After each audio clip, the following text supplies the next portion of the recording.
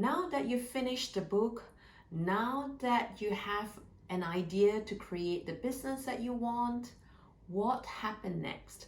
What happened in the last stage of the hero's journey, the return?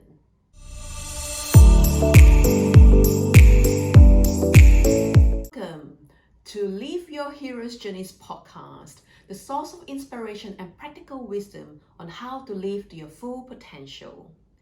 Hi, I am Pheh Sze and your host today. Thanks for listening in to the last 3 episodes of the hero's journey. If you missed the first 2 episodes, I'll just do a quick recap. The first part of hero's journey is call to adventure, when you feel stuck in your life and you're wanting a change but afraid to take the leap of faith. And finally you do, which is call to adventure. You listen to the call to adventure and then you go and to the unknown, and then in this stage you have to face the trial and tribulations. This is when your self-doubt will come in. That's when you have to start to do the work and you slay the dragons of procrastination, lack of motivation, and you manage to overcome those obstacles. You've now finished the book. Now you finish with the ideation of the business. You created the first stage of your business. Now we come to the last stage of the hero's journey, when you go from the unknown world to the known world, and how can you integrate what have you learned and transformation as a person in the real life. So in this stage, if you're writing a book, this is the time when you're ready to publish the book to the world. This is a time when you have to start to do the marketing and telling everybody that I've written the book. You've done the hardest part of all, which is to do the actual work. And this is the part where you have the ideation of a business and you're ready to launch your first product. So what will you face at this stage? In my personal experience, in this stage, you will feel or might have the fear of judgment from the world, from the external world. So we've moved from the inner demons that you have to face when you're doing the work, the lack of motivation, the procrastination, and having to be consistent. And now that you're ready to show to the world, you might feel that, or this question may arise: who am I to launch the business? This is a time where you may be faced with imposter syndrome. Whom am I? Who gave me the permission? And what if the project fails? What if I launch the book, nobody is going to buy it?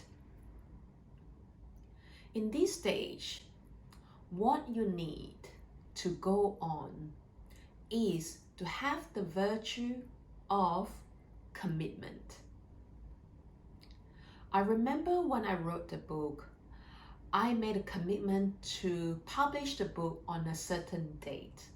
I'm really glad that I did that, because I feel that if I haven't decided from the start that I made that kind of commitment, I'm most probably not going to publish the book, because there's going to be the perfectionism tendency is going to kick in. You may say to yourself, oh, maybe this is not good enough for the first launch.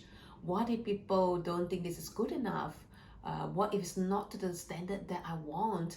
And you want to keep on postpone that. So a lot of people may have created, say, their first online mini course. They might written the whole book, or they might already have an ideation for the business, and now, or they might have work on the website. But now the real test begins when you have to actually show up to the world. You slayed the dragons, your inner dragons, and now you have to face the dragons of the external world, such as judgment and people's opinion. If you want to return to the real world, you have to face the reality. So for example, it is all good that you want to publish a book, But now the question is, how can you make this into a career, for example, if that's your intention? Or how can you make this into a viable business model? This is when you have to meet your vision with the reality and integrate those two together. So for example, if you pick up the courage of persistence, how can you implement that to other areas of your life? Not just say in your work life, how can you apply that persistency, say in relationship, how can you show up every single day? And this is the part that you have to make a commitment. Without any commitment, it's very easy to give up at the first sign of obstacle. So for example, you finally written the book, you publish it, and the response was lukewarm. What do? Do you just give up? Or you learn from the lessons why it didn't work and then start a new journey on working on the improved version of your first book. And for example, if you have the business, you have the business idea and you test it out to the world, the same thing is cricket. Nobody's buying the online course.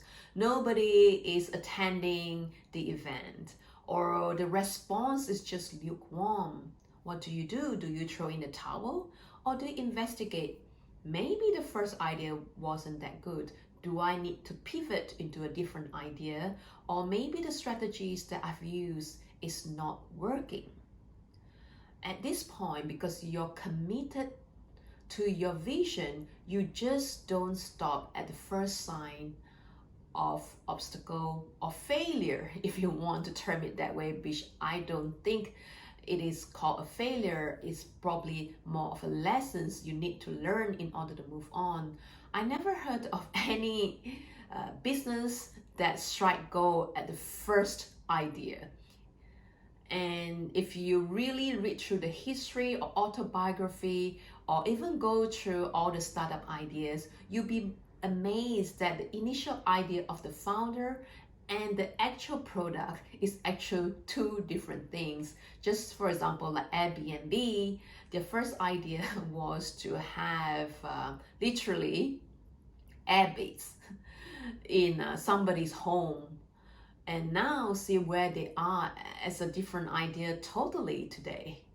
And they do that through experimenting and putting that idea and then getting the feedback from the customers and then iterate from there.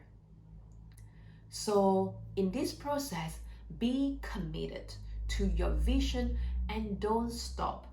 Don't give up halfway. If the first time you didn't reach the goal that you want to reach, it's okay. Nobody expects you to reach the target at the first attempt. And rarely that is the case.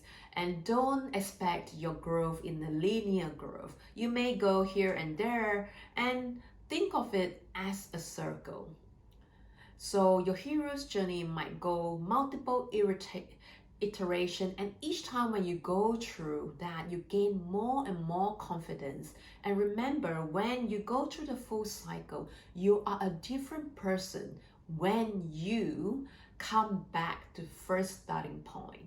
And in fact, sometimes you have to venture away in order to know where you are in the first place. You need to venture out to know the potential that's within you, that's waiting to come out. Because if you don't test yourself against a reality, you don't know what you're capable of. And it's only through experience that you will find out the answer. So I really hope that you take the courage to take your call, to answer your call to adventure, and have the persistence to go through the trial and tribulation along the way to create the work, and the commitment to see it through no matter what to reach your peak. I hope that you gain a lot of insights from this episode. And just as a reminder, before we go, if you'd like to kickstart your week With the right mindset, consider joining my Monday Motivation newsletter for your weekly dose of inspiration and practical wisdom. Until the next episode, live a life worth writing about.